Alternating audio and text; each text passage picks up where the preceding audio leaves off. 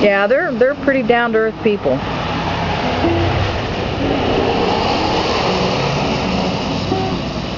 Yeah, I had a friend of mine just left here from getting a haircut, and she called me and she said, Vicki, she said, go out on your porch. She says, we have Jesus walking down the street with his cross.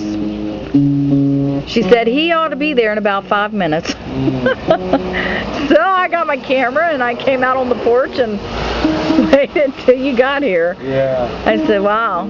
I said, well, we don't get that too often, but when we do, it's rather memorable. Yeah.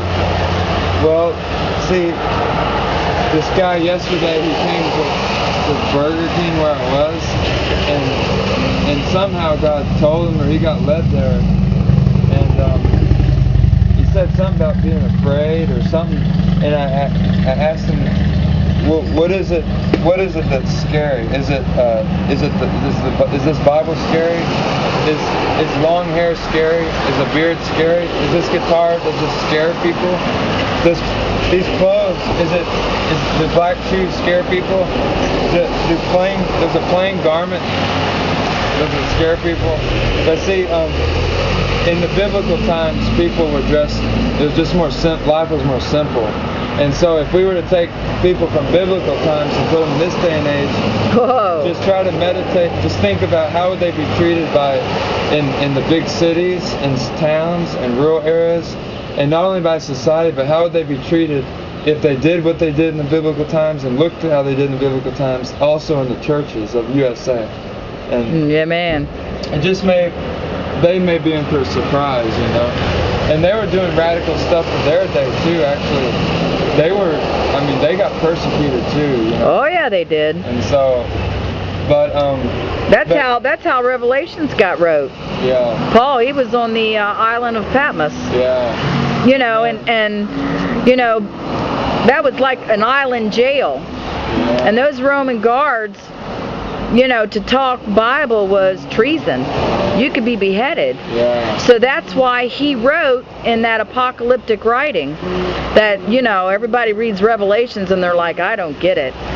Well, it confused the Roman censors. So they were like, this dude's crazy. And that's basically why Revelations is the way it is. So yeah, you know, there was a time when you even said one word, tried to preach, man, you were beheaded.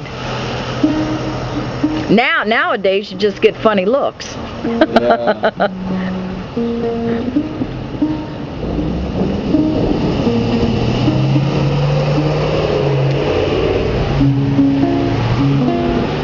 Who was it? It was Peter who was hung. Was it Peter that was hung? Upside down. Yes. Yeah. And he died with a smile on his face. Yeah.